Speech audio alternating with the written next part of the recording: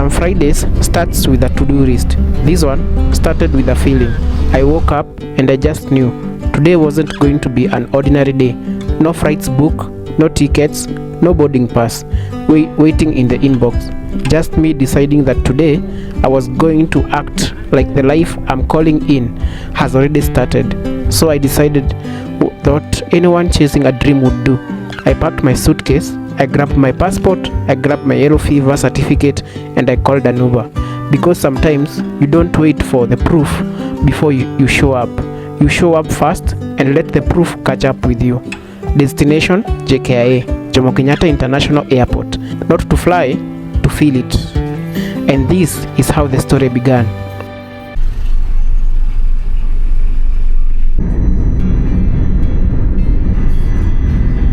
Today is on 7 August 2026. Going for our first bite. The Uber pulls off and Nairobi does what Nairobi does. Traffic, hooting, hookers, weaving between cars, the city fully alive around me. We take Thika Road fast, watching the flyover pass by. I let my mind drift. This is usually the road to work, to errands, to ordinary. But today, it's the road towards something bigger. Today, it's the road to the airport. We swing off to Outer Ring Road, different energy here. Quieter, more industries, more anonymous. Nobody on this road knows what I'm doing. Nobody knows this isn't a real trip. And honestly, that made this feeling even more real. Then, Airport Road. The moment the road narrows and you start seeing the signages, Jomo Kenyatta International Airport, planes in the distance, either riding or waiting to take off. My chest does that one thing, that flutter of anticipation, the one you get before something big. I wasn't flying today, but my future self was already boarding.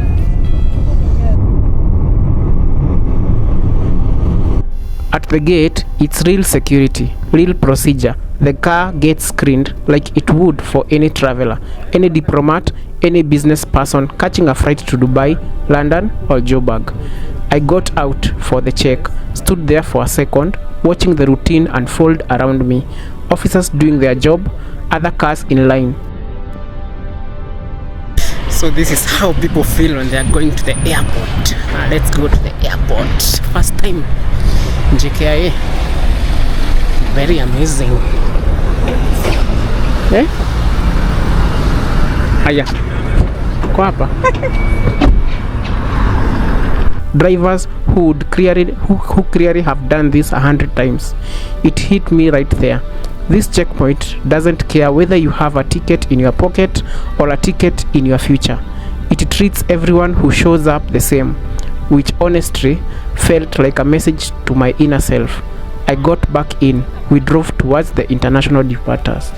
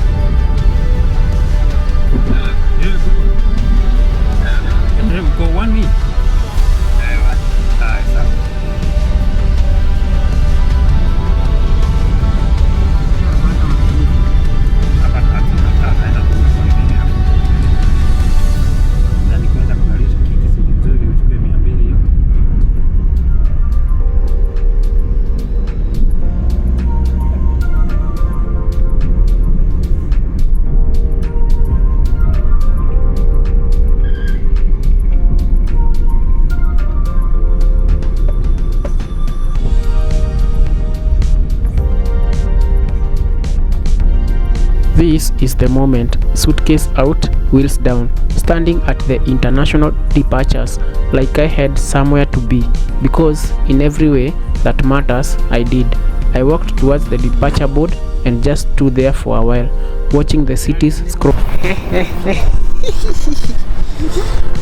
in the airport. We're going for our first flight. With the family. I'm taking them to Dubai for their vacation. All past Dubai, Amsterdam, Doha, Joburg, Guangzhou, London. I took a few pictures. The board, the terminus, the suitcase against the glass door, my own reflection in the window with departing planes behind me. And then I just stood still. I felt the airport air settle on me. That specific mix of jet fuel, air conditioning, and the possibility that only an international terminal has. The announcement overhead, the rolling suitcase wheels on tire, families saying goodbye, strangers saying safe flight. This is where I let myself dream out loud, even if just in my head.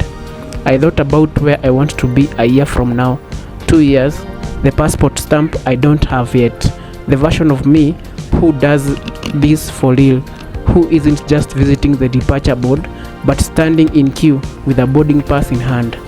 I didn't rush it. I gave myself permission to just be there, soaking in the energy of people whose lives were in the exact moment, expanding, and let that energy attach itself to mine. Call it manifestation, call it visualization, call it derision, even, I don't care. There is something powerful about putting your body in the place your mind wants to be. I spent a few hours there, not doing much, just excited in that space, watching planes take off in a distance, watching people alive with trolleys full of luggage from wherever they have landed from, watching the whole choreography of an international airport, one of a few places on earth where everyone's story is mid-chapter, either ending or beginning. I let myself write down mentally and later in my note app everything I want this premonition to mean, the travel, the opportunities, the door I want to walk through, literally and otherwise. No pressure to leave quickly, no pressure to explain myself to anyone, just me, my suitcase, and a plan I hadn't told anyone about yet until now.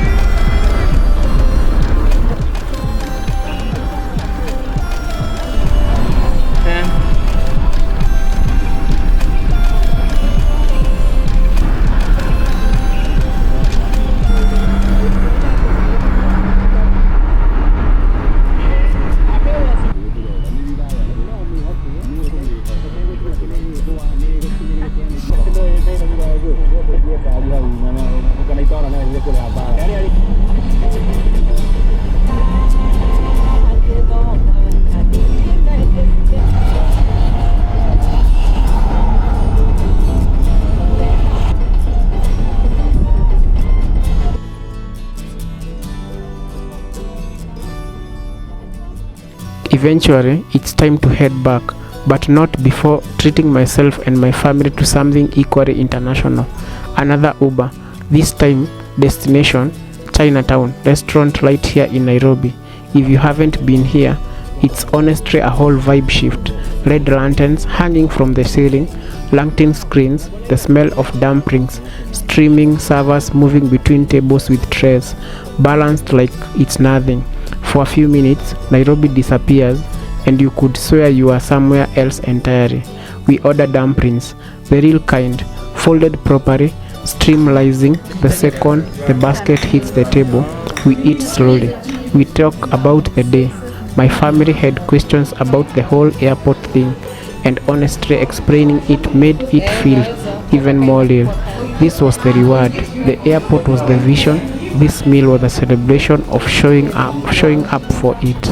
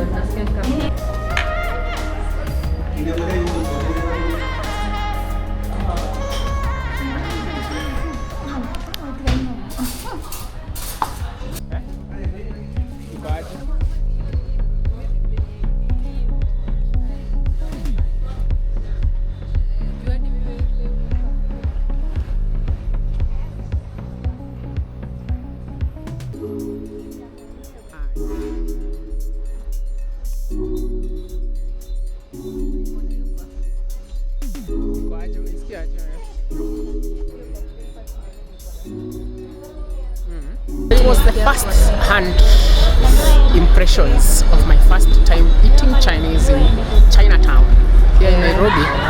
Tunaona kila mtu ako na tofauti ya bidhaa. Zile iko huku.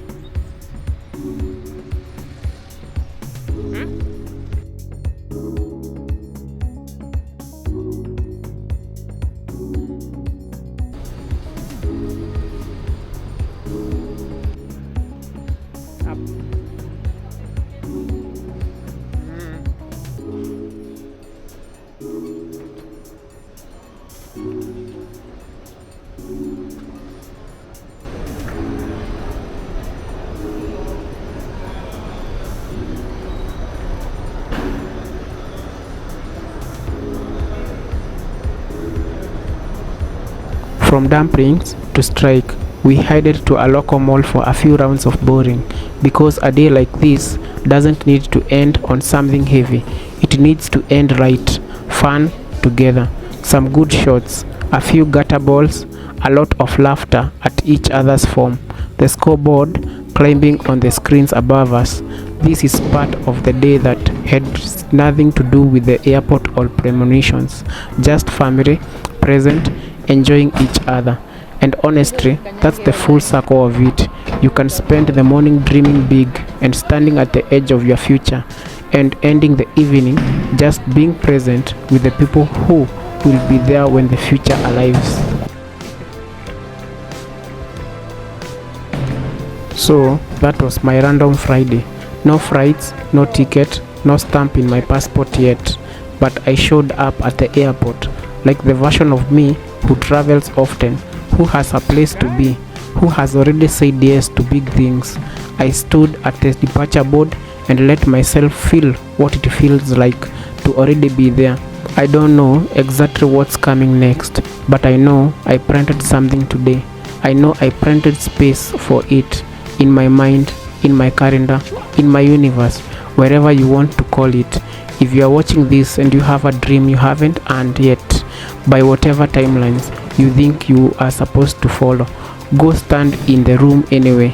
Go put yourself where the dream lives, even before you have all the proof. I'll see you in the next departure, this time with a boarding pass. Thank you guys for watching. Goodbye.